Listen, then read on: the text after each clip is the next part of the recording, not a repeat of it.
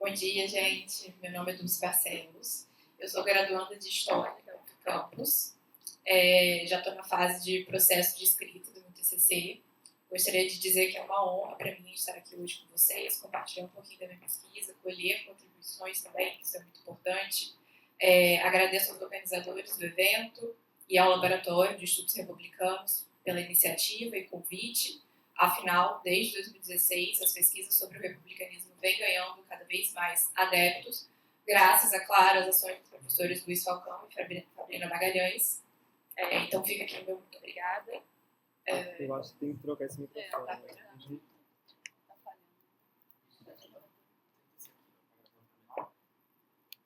Vamos ver agora. Tá. Melhor? Tá ótimo. Então, enfim, muito obrigada pela oportunidade. Além do laboratório, eu sou bolsista PIBIC, orientada pela professora Fabrina desde 2023 e renovada agora para 2025 pelo CNPq. A fonte primária que eu utilizo na minha pesquisa é o livro Discurso sobre a Primeira Década de Tito Livio. E tudo começou com uma vontade de buscar pelo Maquiavel, historiador, e esquadrinhar a anatomia da história dentro da obra maquiaveliana. Ou seja, buscar por suas partes a fim de compreender o todo. Mas, como eu imagino que aconteça com outros autores inseridos no contexto do Renascimento italiano, estudar um objeto em Maquiavel nunca é estudar só esse objeto. Quando eu pretendo estudar a história dos discursos, não é como um quadro pendurado em uma parede cheia de quadros, e a parede é o livro como um todo, e cada quadro, cada tema isolado tem a sua moldura. Ao invés disso, estudar a história dos discursos é como pegar a peça de um quebra-cabeça que só faz sentido quando encaixada em todo o resto. Então, a minha intenção é mostrar o protagonismo da história em Maquiavel, ciente do espaço de complexidade que ela ocupa na obra, e eu espero conseguir exibir um pouco disso para vocês hoje. Então, vamos lá. No capítulo 25 do livro 1 dos Discursos, Maquiavel diz, abre aspas, todos os homens se importam com a aparência das coisas, tanto quanto com o que elas realmente são, e muitas vezes se interessam mais pela aparência do que pela realidade. Fecha aspas. Fato é que boa parte do pensamento maquiaveliano esbarra ou gira em torno da clássica distinção metafísica entre o ser e o parecer. Então, a aparência, como uma condição fundamental da política, aparece na obra como algo dado, como um campo já estabelecido que ele começa a trabalhar a partir daí. Tanto que no próprio Príncipe ele vai afirmar que todos veem o que tu parece ser, poucos sentem o que és, para começar daí a trabalhar a questão da dissimulação. E aqui eu estou me baseando principalmente no filósofo Elton Adverse, no livro Maquiavel, Política e Retórica, onde o autor vai fazer uma distinção dentro da construção do juízo. Do juízo de quem? Do ser humano como um todo? Não, mais focado principalmente naquele que atua no espaço público. Então a gente entende aqui o juízo como uma capacidade avaliativa, colocada em prática nas ações. A distinção ocorre principalmente entre o juízo do olhar e o juízo do tocar. Todos veem, mas poucos sentem. Assim, o juízo do olhar é o próprio da maioria dos homens, e é o que se baseia na aparência, sendo mais propício para o engano. Por isso afirma Maquiavel no proêmio do livro 2º dos Discursos, referindo-se ao engano no julgamento. Abre aspas. Com os acontecimentos dos quais participamos como atores, ou que se passaram sob nossos olhos, somos forçados a vê-los com olhos menos favoráveis, embora, na verdade, muitas vezes o presente mereça mais nossos louvores e admiração. Ao contrário do juízo do olhar, o juízo do tocar é o aprofundar, aproximar, compreender com mais clareza. Em Maquiavel, o juízo do tocar é essa busca pela verdade efetiva. A preocupação não com o que deveria ter sido, mas com o que é, ou melhor, com o que foi, com a história. Ainda que Maquiavel utilize do juízo do tocar, ele está muito mais preocupado com o juízo do olhar, porque o juízo do olhar atinge a maioria dos homens. E não deveria a política estar preocupada com o vulgo, com a maioria? Então, se o juízo do olhar é o mais propício para o engano, porque ele se baseia na aparência, é muito mais fácil você se enganar com o que parece, não com o que é, Maquiavel rapidamente chega à conclusão de que o engano é necessário à política. No capítulo 13 do livro 2º dos Discursos, o autor diz, abre aspas, raramente os homens se elevam de uma posição modesta a de maior importância sem empregar a força ou o engano. a não ser que tal vantagem lhe seja dada ou legada por alguém. Nada, a meu ver, é mais verdadeiro. Não creio, por outro lado, que a força seja suficiente para essa escalada, embora o engano, por si só, tenha sempre assegurado o êxito. Fecha aspas. Ao se basear na biografia de Ciro, escrita por Xenofonte, e no apontamento do historiador antigo sobre a necessidade de enganar os homens aplicada por Ciro, Maquiavel, enfim, chega à conclusão de que o engano é mais importante que a força para projetar alguém de posição. O engano seria, então, quando a aparência é tomada por realidade e o juízo do olhar se equivoca. Dizer, no entanto, que o engano é necessário à política não é uma busca pela política das aparências, mas pela política das aparições. A Diverse usa uma metáfora que fez muito sentido para mim. A política vai usar o engano gerado pela aparência, mas não é sobre o ator político ocupar um lugar na cena. É sobre montar o palco, montar a cena. É a busca por produzir a imagem da aparência. Nesse contexto da política que se baseia na aparência, no engano, na dissimulação, o que vai ajudar a construir e consolidar a produção da imagem é a retórica. É Cícero, em seu De Oratória, quem vai consolidar a relação entre retórica e filosofia, antes separada por Platão em obras como Protágoras, Gorgias, entre outras. E o orador romano, então, supera a disputa entre os sofistas e os filósofos ao combinar na retórica a persuasão com o conhecimento da matéria. Cícero traz o conhecimento da matéria para a retórica e a retórica para a história. A tradição humanista, por sua vez, herda essa concepção da retórica de Cícero, tradição que chega em Maquiavel. Quando a palavra começa a ocupar um lugar central na construção da imagem e do juízo, a retórica se faz necessária à política, principalmente por sua capacidade de mover o auditório. E o domínio da palavra e o domínio da ação entram em diálogo, porque a retórica pode despertar, refrear e conduzir paixões. Nesse ponto, Maquiavel utiliza das paixões para persuadir, como através da técnica do louvor e da censura, usada na dedicatória dos discursos, ainda que não seja o seu objeto investigativo, até porque o autor se preocupa muito menos com a natureza humana do que com uma natureza da cidade. Bom, dessa primeira parte, a gente pode concluir que o ato de governar é construir a aparência, e a retórica e o engano fazem-se necessários. No espaço público, o que parece é o que é, e a gente precisa entender o espaço público como uma realidade específica, estruturada na aparência. E que lugar ocupa o historiador nesse espaço público? O historiador age no espaço público, usando da retórica, instrumento da aparência, não apenas por ser um orador, porque para Cícero o historiador precisa ser um verdadeiro orador, mas também porque precisa contribuir com o espaço público. Como? Através das lições que se tira da história, que precisam surtir efeito sobre essa aparência que constrói o espaço público. E aqui, mais uma vez, o domínio da palavra entra em diálogo com o domínio das ações. A história, enquanto exposição ornada, preocupa-se com a forma do discurso, ao mesmo tempo que proporciona lições que agem diretamente no espaço da política. É preciso, como afirma Sérgio Cardoso em seu artigo de 2018, entender melhor essas lições da história, que dificilmente vão confortar, mas frequentemente virão do incômodo da reflexão. Quando Maquiavel, na dedicatória dos discursos, afirma ter sido obrigado a desenvolver um tema que jamais teria escolhido voluntariamente, ele acredita que a necessidade de abordar esse tema é maior do que a própria vontade. Dessa maneira, Maquiavel reafirma a função pedagógica ou didática da história no campo da teoria da abstração, ao mesmo tempo em que preenche a sua prática de produção do conhecimento, servindo-se de sua utilidade e necessidade à política contemporânea florentina. Em Maquiavel, a história ocupa-se enquanto arte, ao lado da gramática, da poesia, da retórica, da filosofia moral, no estudo de humanidades. A arte é essa que busca ser ofício. Por isso, há uma disposição da história em produzir, ser produtiva, eficaz. Daí vem muito da função pragmática da história, segundo Sérgio Cardoso. A história que proporciona prazer aos homens, que se entusiasmam com o passado e com o retorno aos antigos, mas principalmente a história que precisa ser útil aos que se envolvem com a vida política. Como ela pode ser útil? Através das lições que se tira da história, mas não só do que aconteceu, mas da causa de seus acontecimentos.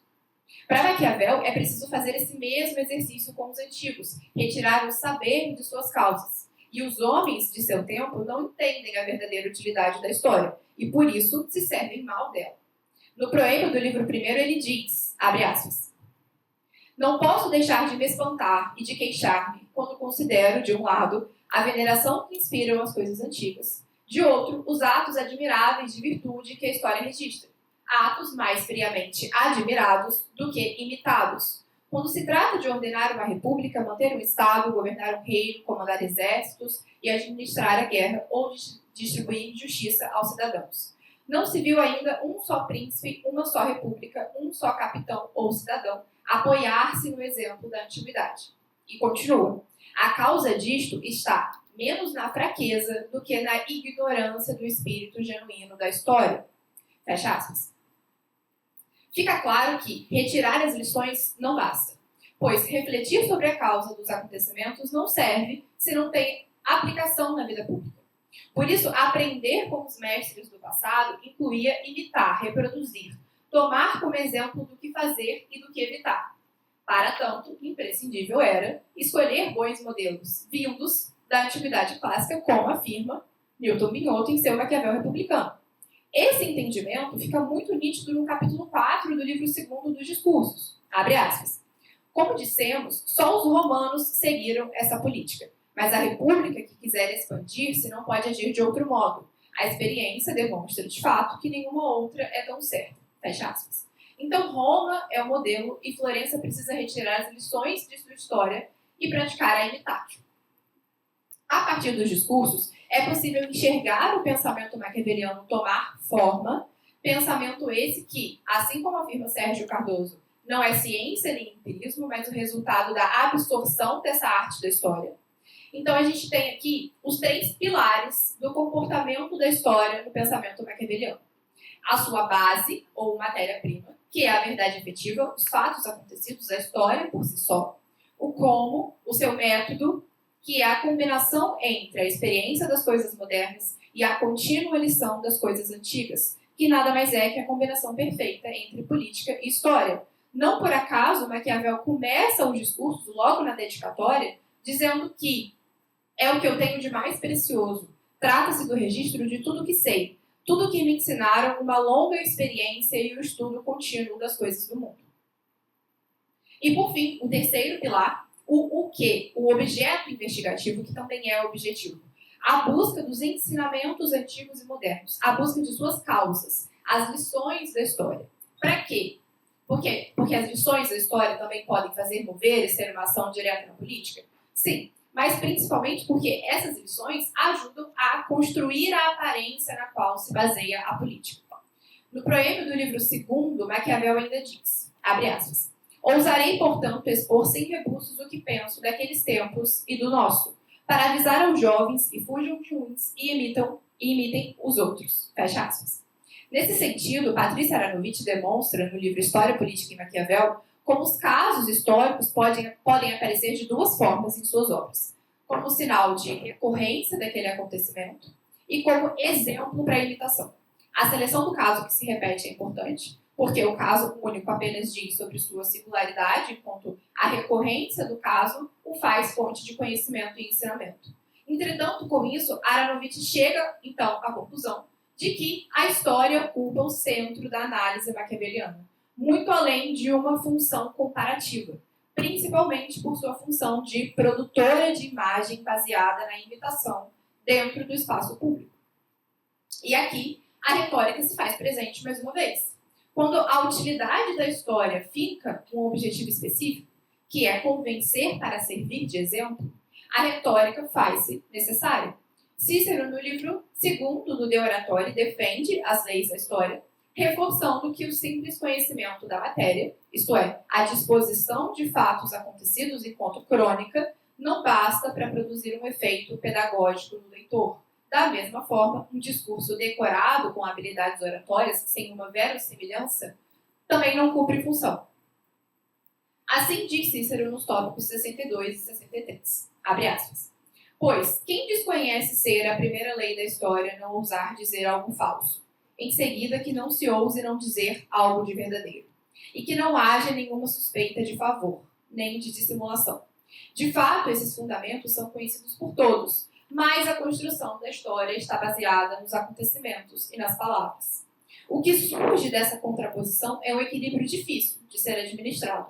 Afinal, passa a requerer habilidades só encontradas na figura do orador prudente, já que a construção da história está baseada nos acontecimentos e nas palavras, portanto, uma verdadeira arte.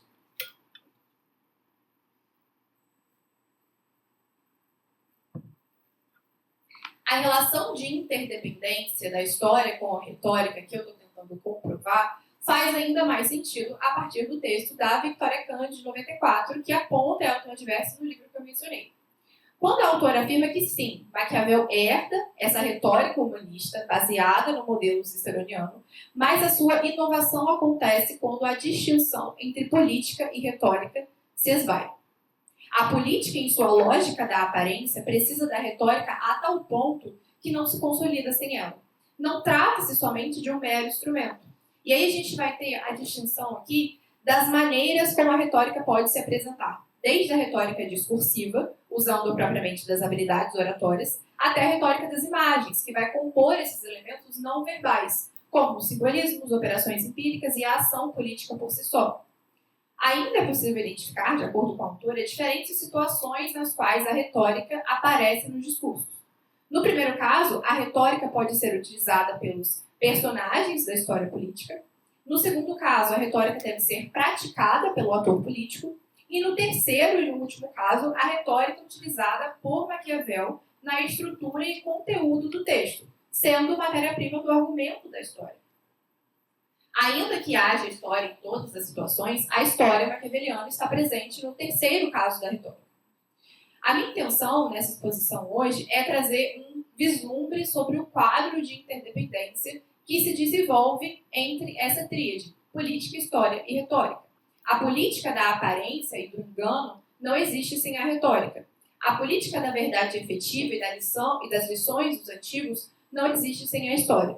Da mesma forma, a história, enquanto arte política que busca ser útil ao espaço público e convencer, não existe sem a retórica.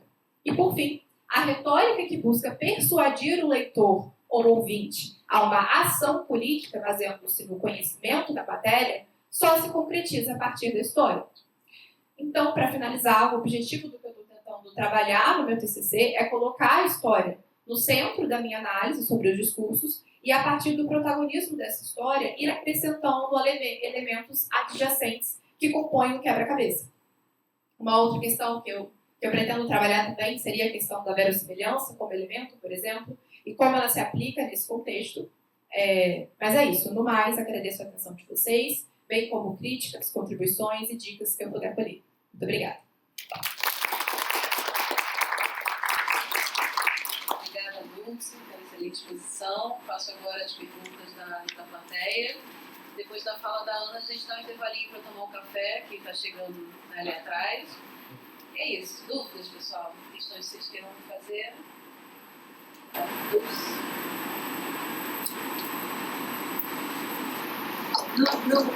Luiz, não precisa. Graças. Não. Dulce, é só para te ouvir mais, que você foi séria, né? Você foi rápido. Tanto é que eu desisti de anotar. Consegui chegar na terceira classe. Tô nervosa. Mas eu queria te ouvir mais sobre algumas coisas que eu achei muito interessantes da tua fala. Primeiro de tudo, a tua abertura, né? Que é a discussão da questão da aparência. Né? E aí eu fico pensando, e você também citou a verdade virtual, e depois você fez um link com esse valor que tem Maquiavel na estrutura antigrana da história, né? Da teologia, portanto, há uma estrutura profunda, não? Eu fiquei pensando se esse parecer, se a gente pode brincar com ele, né? E pensar assim, em que medida a gente pode fazer uma relação aí? A operação que você descreveu do historiador barra orador, que é fazer ver, quando você disse, ele põe em cena, né? Então, e isto, o fazer ver, a capacidade de fazer ver, ela é análoga, em certa medida, à capacidade de arqueologicamente escavar e fazer ver aquilo que não é aparente da superfície. Então, é um recurso epistemológico sempre, né? Tanto no momento em que ele produz um conhecimento analítico, teórico, né, sobre determinado processo, como quando ele pensa numa ação de exame da técnica política, né, uma lista técnica dessa política. Então, como é que esse primeira coisa, né? Então, como é que esse parecer ele pode ser declinado, né, no fazer ver, né, tanto em termos de procurar, né, aquilo que está oculto na história, como de pôr em cena para induzir determinadas ações de formação política propriamente dita. Depois eu fiquei pensando numa outra relação desse parecer. Você veja que eu prestei muita atenção na primeira parte, né? Que é a discussão já batida, não precisa, pelo amor de Deus, discutir isso historiograficamente, mas como espelhamento, espécula, né? Quer dizer, como é que Maquiavel inova, às vezes, por um deslizamento sutil, né? Que é pensar a própria estratégia do espelho do príncipe, né? Que é como a gente faz, né? Mas como um espelhamento de uma recomendação de uma série de coisas que devem ser feitas de alguma maneira para ter, né, uma certa eficácia na conservação do poder ou na conquista do poder, né? Então eu queria que você falasse um pouco mais sobre esse parecer, tá bom?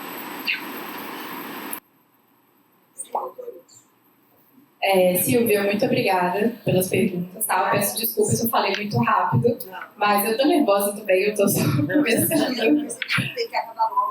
Também tem tempo. Enfim, eu anotei aqui as suas perguntas, porque com certeza elas irão nortear os meus próximos passos da pesquisa.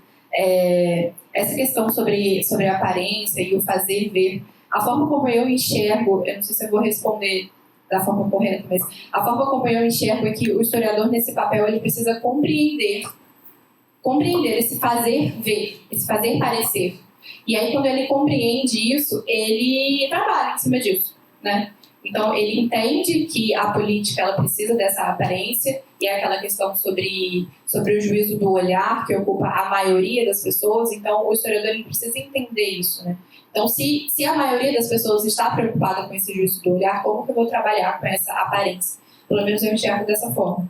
E essa questão que você comentou sobre o espelhamento, sobre acabar sendo uma recomendação do que fazer e do que não fazer, eu vou anotar para ser meus próximos passos aí de investigação, mas assim, agradeço muito a contribuição, de verdade. Obrigada. Mais alguma questão, pessoal? Milton? Oi.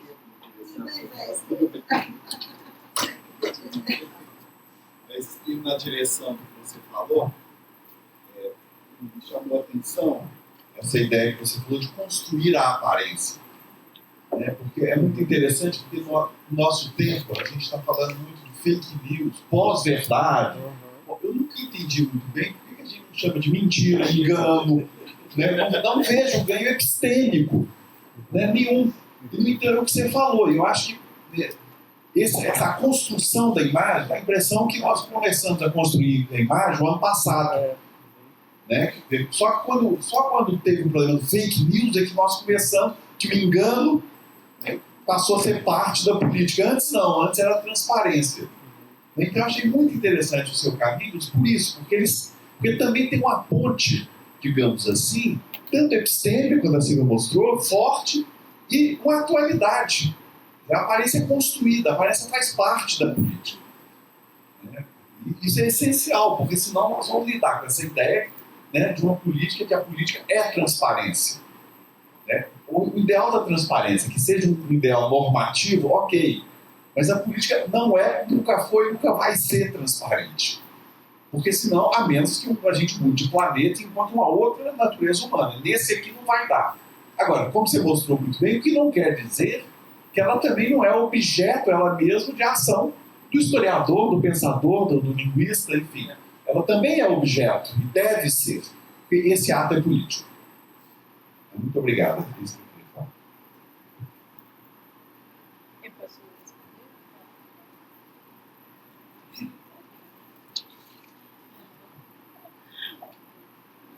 responder? Muito obrigada, Nilton, pela contribuição. Uma coisa que eu fiquei pensando quando você falou sobre isso, né, essa preocupação com a construção da aparência e transpondo um pouco para a nossa atualidade, essa questão da fake news e tudo mais. E eu acho que entra um pouquinho no que eu falei sobre essa questão da importância de ser um orador prudente, né, de você, de fato, fazer o equilíbrio entre o conhecimento da matéria e essa retórica, essa eloquência. E aí entra também essa questão da invention, né? Porque não é você inventar tudo, né? Não seria isso, mas você pegar o fato já estabelecido e preencher lacunas a partir dali, de forma que você utilize da verossimilhança, do que é plausível, da verdade provável, ao mesmo tempo em que você utiliza dessa retórica de maneira a contribuir com o espaço público mesmo. Então eu acho que é por aí o caminho que eu estou tentando seguir. Mas muito obrigada, de verdade.